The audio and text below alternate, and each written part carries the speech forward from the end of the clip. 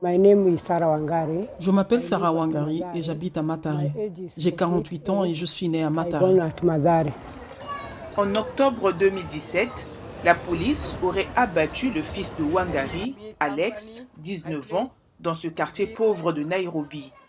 Elle dit qu'il est allé chercher de l'eau et quand il n'est pas revenu, elle est sortie le chercher. Wangari dit qu'elle a trouvé son fils par terre, mort, avec 2 policiers à côté de son corps, en train de passer des appels téléphoniques. La fusillade s'est produite près de chez elle et tous les jours, elle passe encore sur cet endroit. Quand je vois cet endroit, je me sens mal. Quand je vais acheter de la nourriture à manger, je vois cet endroit-ci et je me sens très mal. Je me sens très mal. Wangari dit qu'elle a contacté la police, mais qu'ils ont refusé d'ouvrir une enquête, alléguant que son fils était un gangster. Wangari est l'une des 16 victimes présumées de brutalité policière présentées dans cette exposition organisée par le Centre de justice sociale de Mathare. Leurs histoires sont également détaillées dans un livre.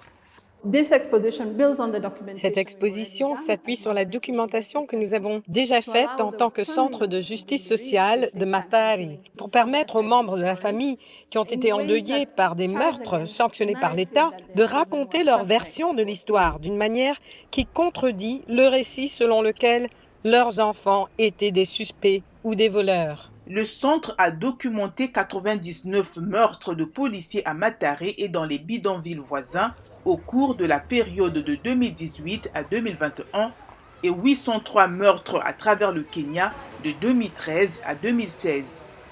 L'exposition dans une galerie haut de gamme est destinée à provoquer des changements.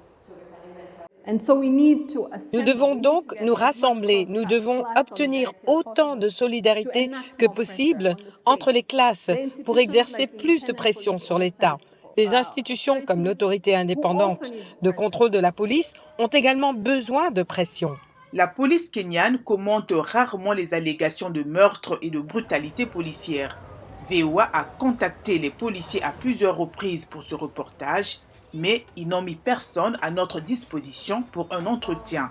Le livre qui accompagne l'exposition est censé reproduire le message de cet événement culturel et Wangari dit qu'elle veut que tout le monde sache ce qui se passe au Kenya.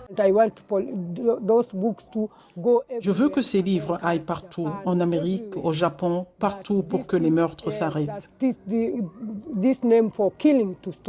L'exposition est prévue pour 7 jours.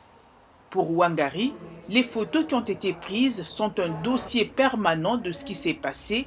Elles symbolisent l'espoir qu'elle n'est pas seule et que l'aide est en route.